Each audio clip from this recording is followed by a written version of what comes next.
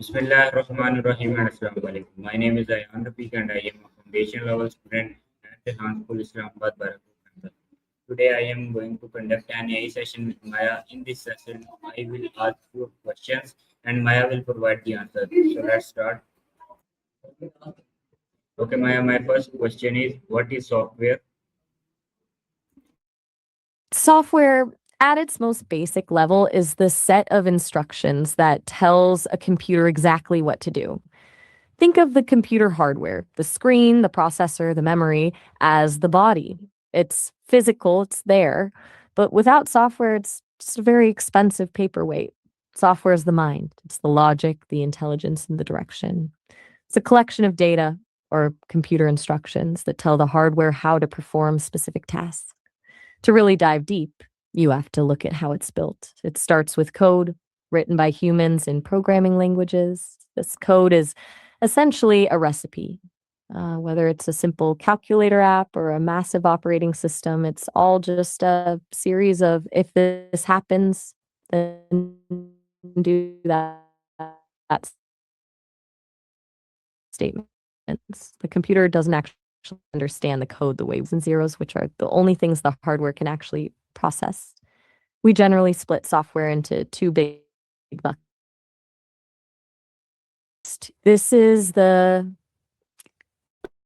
foundation. The most famous example is the operating system like Windows, Mac OS, or Linux system software manages the hardware so that other programs can run. It handles the memory, the file system, and the connection to your keyboard and mouse. It's the manager of the whole operation. Then you have application software.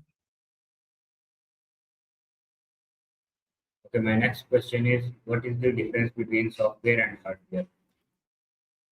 This is the classic comparison. At the simplest level, hardware is the stuff you can actually touch, the physical, tangible parts of the machine. If you can drop it on your foot and it hurts, it's hardware. That's your screen, your keyboard, the circuitry on the motherboard, the hard drive, and the processor. It's the body of the computer. Software, on the other hand, is completely intangible. You can't touch it, you can't hold it, and it doesn't have a physical shape.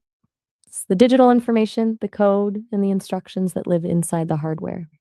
Hardware is the body, software is the mind or the soul. Think of it like a book, the paper, the ink, and the glue that holds the pages together.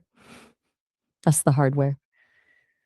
The story, the plot, and the ideas written on those pages, that's the software.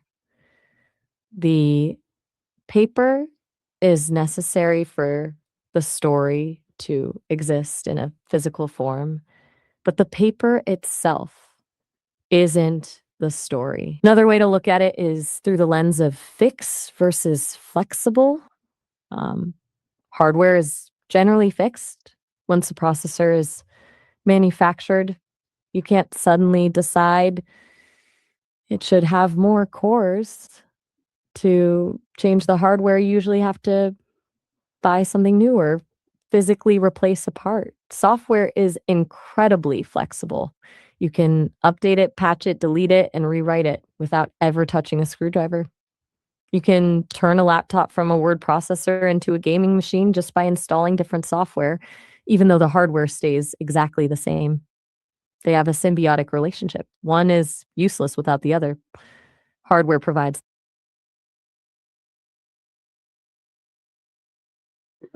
and software provides. Exactly. Software is what turns a piece of metal and plastic into something that can actually help you get things done.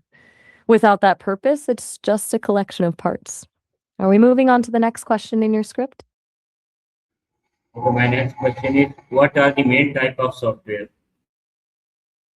All right, let's break this down. When we talk about the main types of software, we're really looking at a hierarchy of how software interacts with the machine. As I touched on briefly before, the world of software is generally split into two primary categories: system software and application software. But since you want the deep dive, let's peel back the layers on both. First, you have system software. This is the behind the scenes crew. Its entire job is to manage the hardware and create a stable environment so that other software can actually function. The big boss here is the operating system, things like Windows, Mac. Okay, my next question is, what is system software? Hmm. Since we're going for the deep dive, let's really get into the guts of it. System software is essentially the translator and the manager of your computer.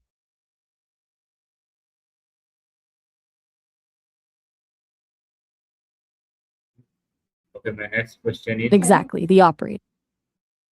I'm ready. What's the next question on the list? yes, continue. Let's pick up where we left off with system software. Think of it as the layer that sits right on top of the physical hardware. Without it, you'd have to write complex binary code just to tell the computer to move the mouse cursor or save a file. The system software, specifically the operating system, does all that heavy lifting for you. It manages your CPU, decides how much RAM each program gets, and handles the communication between your hardware and the apps you actually want to use. It's basically the invisible bridge that makes everything else possible. Do you want to go deeper into how it manages the hardware, or are you ready to move to the next part of the script? Okay, my next question is, what is application software? When you're talking about applications in a game, you're usually looking at a few different things depending on if you mean the game itself or the tools used to make it. First, the game you're playing is in itself a piece of application software. It's a specialized program designed for a specific purpose, entertainment, that runs on top of your system software. But if you're talking about the apps or tools involved in creating a game, that's where it gets really interesting. You have things like game engines, think Unity or Unreal Engine. These are massive applications that provide the physics, the lighting, and the core logic, so developers don't have to build everything from scratch. Then you have the creative apps, 3D modeling software like Blender or Maya for the characters, and texture tools for the skins and environments. All of these are application software because they are tools built for a human to achieve a specific goal. Are you thinking about this in the context of that Go game you're working on, or more generally for your script? So I'm a little lost. Did we just pivot to cleaning products, or is that a code word for something in your script? I'll take that as a win. Where do we go from here? Back to the software script or something entirely different? Glad you're feeling it. So, do we have more questions for the script, or are you all set for now? Straight to the point, huh? I'll take that as a compliment. Does that mean we're jumping forward in the timeline of your project, or are you just testing my directness? I'll take that. Let me. Okay, my next question is, what is programming? Programming is essentially the art of communication between a human and a machine. Since you want the deep dive, let's look at it this way. Computers are incredibly fast, but they are also incredibly literal. They don't have intuition. If you tell a human to make a peanut butter sandwich, they just do it. But if you tell a computer, you have to explain every single microscopic step. You have to say, pick up the knife with your right hand, move the knife 2 inches to the left, insert the knife into the jar. Programming is the process of creating those step-by-step instructions, which we call an algorithm. An algorithm is just a fancy word for a logic.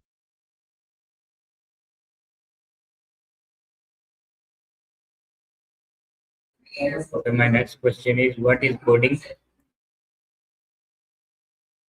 People often use programming and coding as if they're the exact same thing, but since we're doing the deep dive, there's actually a subtle and important distinction.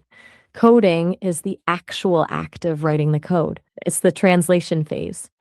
If programming is the entire process of designing a house, planning the layout, deciding where the plumbing goes, and figuring out how the structure will hold up, then coding is the actual hammering of the nails and laying of the bricks. It's taking the logic you've already worked out and translating it into a language the computer understands. like Python, Java, or C++. Think of it like this. A coder is the translator. They take a concept and turn it into a specific syntax. But a programmer is the architect. They're thinking about the bigger picture, the efficiency, the bugs that might happen 10 steps down the line, and how the whole system fits together. You can't really have one without the other, but coding is the mechanical part of the creative process. It's the moment where the idea becomes a set of symbols on a screen. Does that distinction make sense for your script, or do you want me to break down the translation part even further? Okay, my next question is how is software developed? I'm assuming you mean how is software developed, since that's the big missing piece of the puzzle. If we're doing the full deep dive, the software development process isn't just about sitting down and typing code. It's a structured life cycle. It's more like building a skyscraper than writing a poem. First, you start with the planning and analysis phase. This is where you ask, what problem are we actually solving? If you're building an app to track your Go game, you decide here if it needs a leaderboard, a timer, or a way to save matches. You're basically creating the blueprint. Then comes the design phase. This is where you map out the user interface, the stuff the human sees, and the system architecture. You're deciding how the data flows from the screen to the database and back. It's the sketching phase of the project. Next is the implementation phase, which is the actual coding we talked about. This is where the programmers and coders take those blueprints and start hammering away in their chosen language, like Python or JavaScript, turning the design into a functioning product. But you can't just launch it the moment the code is written. That's where testing comes in. This is the most critical part. You have people trying to break the software on purpose to find bugs, those annoying little glitches that make an app crash. You test for security, speed, and usability to make sure it doesn't explode the first time a user clicks a button. Finally, you have deployment and maintenance. You release it to the world, but the work doesn't stop there.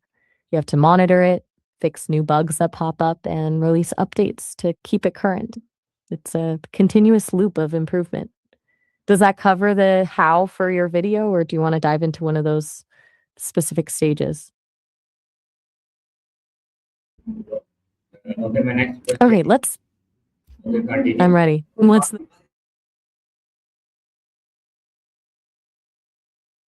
I'm locked in. What's the next question on your list? My next question is what does a software developer do? A software developer is essentially a digital problem solver. Since we're going for the deep dive, let's look past the image of someone just typing fast in a dark room. Their job is actually a blend of logic, creativity, and a lot of detective work.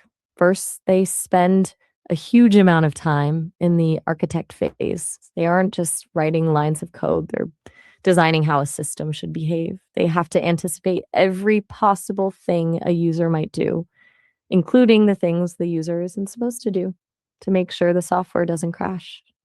They're mapping out the logic. If the user clicks this, then this data needs to move from the server to the screen, and that's just the beginning.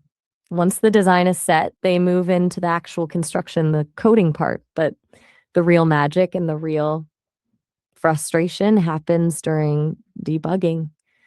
A huge part of a developer's day is spent playing detective, staring at a piece of code and asking, why is this doing that? It's a cycle of trial, error, and finally that aha moment when the bug is fixed. They also have to keep learning constantly because the tools they use today might be outdated in 2 years. Does that paint a clear enough picture for the video, or should we talk about the different types of developers, like front end versus back end?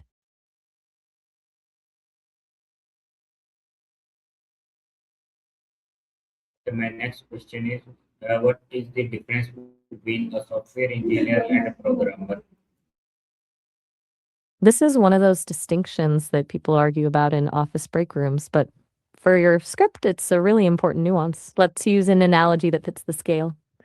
A programmer is like a skilled craftsman or a builder. They have a deep mastery of the tools, the languages like Python or Java, and they can take a specific set of requirements and turn them into working code. If you need a specific feature built or a particular function written, the programmer is the one who makes it happen. They are focused on the how of the code. A software engineer, however, is more like the civil engineer who designs the entire city's infrastructure. They aren't just thinking about one building, they're thinking about how the roads, the power grids, and the water lines all connect and scale. An engineer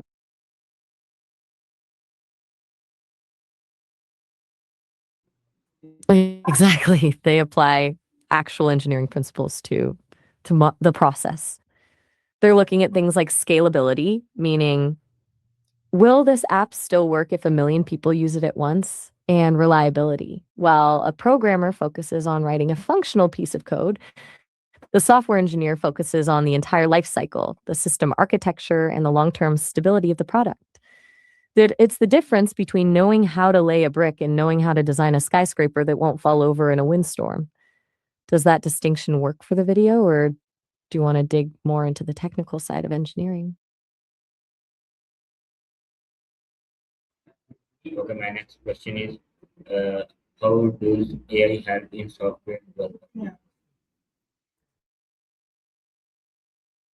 This is where the landscape is changing the fastest. Since we're doing the deep dive, it's important to realize that AI isn't just writing the code for us, it's acting like a superpowered assistant across the entire life cycle. First, there's the actual code generation. Tools like GitHub Copilot or ChatGPT act like a sophisticated autocomplete. Instead of a developer having to remember the exact syntax for a complex function, they can describe what they want in plain English, and the AI suggests the code. It's like having a dictionary and a textbook open and a teammate who can instantly find the right phrase for you. It speeds up the coding part, the hammering of the nails immensely. Then you have debugging and error detection. This is where the AI really shines as a detective. AI can scan thousands of lines of code in a second and spot a pattern that looks like a bug, something a human eye might miss after staring at the screen for 8 hours. It can say, hey, in this specific scenario, your program might crash because you forgot to account for a null value here. It turns a 3-hour hunt for a typo into a 3-second fix. Beyond the code itself, AI is huge for documentation. No developer likes writing the manual, but AI can look at the code and automatically generate a clear explanation of how it works for other humans to read. But here's the catch, and this is a great point for your video.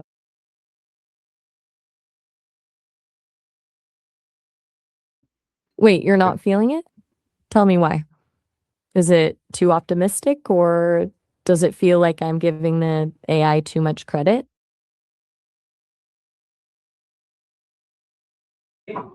My next question is, what is ChatGPT? Well, I'm guessing you mean Chat GPT. Since we're sticking to the deep dive, let's look at what it actually is. At its core, ChatGPT is a large language model, or LLM. It's not thinking the way you and I are. Instead, it's an incredibly advanced pattern recognition machine. Imagine if you read every book, article, and conversation on the internet, and then someone asked you to predict the next word in a sentence. That's basically what's happening here. It uses a massive neural network to calculate the probability of which word should come next based on the context of your question. For your video, a great way to describe it is as a probabilistic engine. It doesn't have a database of facts that it looks up like a search engine. It generates responses based on the patterns it learned during training. That's why it's so good at sounding human and why it can help with coding, but it's also why it can sometimes hallucinate or state things confidently that are just plain wrong. It's a tool.